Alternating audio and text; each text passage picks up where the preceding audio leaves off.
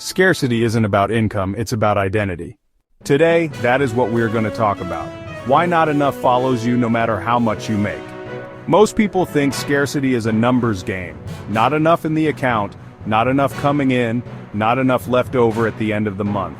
So they try to fix it by chasing more income, more hours, more side hustles. And yet, the feeling doesn't go away.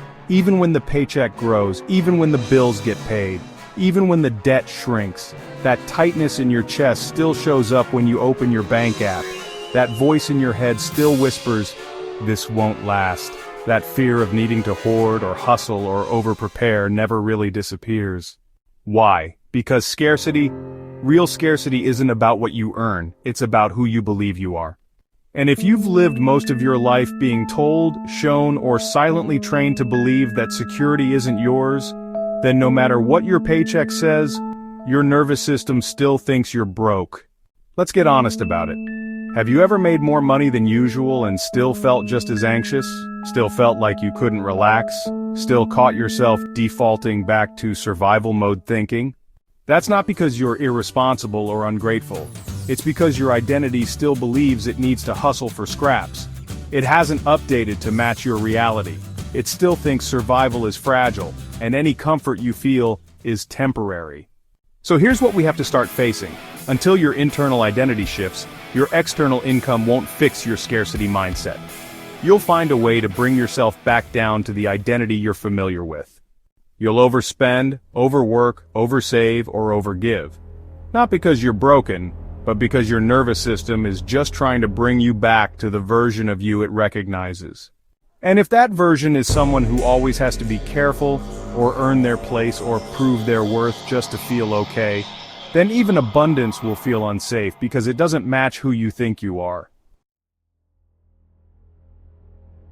That's what makes this whole conversation uncomfortable. Scarcity isn't about dollars, it's about safety.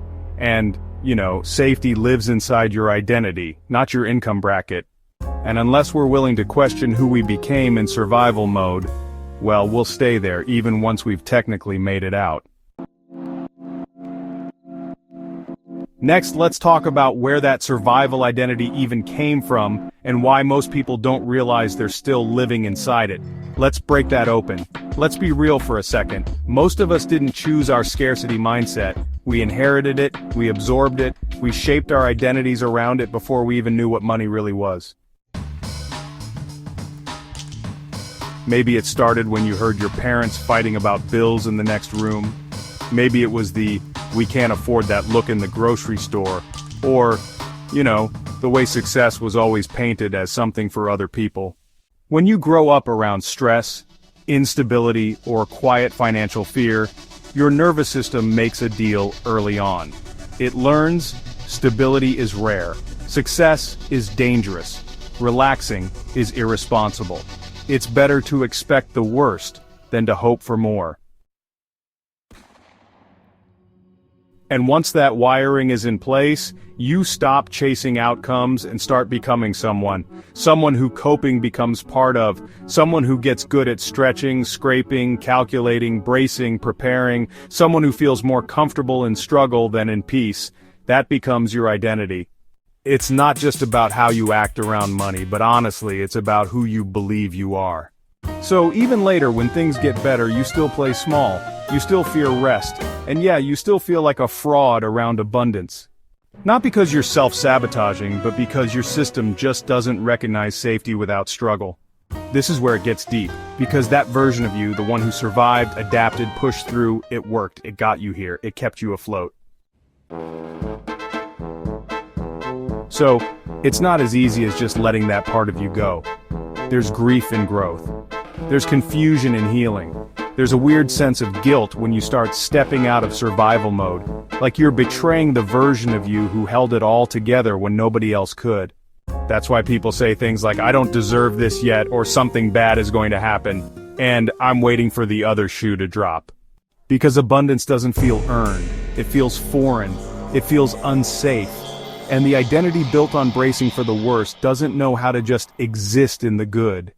Before we keep going, If this is landing for you, hit the like button so more people see it. And if you want more videos like this, subscribe. We don't do fluff here. Just real stuff you felt, but maybe haven't had the words for. Alright, let's keep going. Next, let's talk about what happens when your income finally grows, but your identity doesn't. How you can accidentally recreate scarcity, even inside abundance, without even realizing it. That's where we're heading next. This is the part no one warns you about. You do the work, you level up, you get the raise, land the clients, build the business, make more money than ever before, and somehow, it still doesn't feel like enough. Your bank account's bigger, but your anxiety hasn't shrunk. You have options now, but you're still scared to spend. You're technically fine, but emotionally, you feel just as fragile. Why? Well, it's because your identity never got updated. Your numbers changed, but your nervous system didn't get the memo. And, honestly, it still believes that survival is your baseline. So what happens? You subconsciously recreate scarcity. You commit to things that drain you. You self-sabotage with impulse purchases or, bad decisions. You take on way too many responsibilities so you feel busy enough to justify your income. And sometimes you give too much away to family, to others, to causes because, well, holding on to abundance makes you feel guilty. It's like your nervous system is trying to bring you back down to the version of you it feels most familiar with. Not because you hate success, but because your body hasn't practiced feeling safe in success. This is why so many people who make it still live in survival mode. They're not poor, but they still feel poor. They're not desperate, but they still hustle like they're one mistake from collapse. They could rest, but they don't know how to sit still without feeling lazy. Because, they're not operating from their current reality, they're actually operating from an identity that never evolved. And here's the dangerous part. If you don't heal that old identity, it'll quietly dictate every financial decision you make.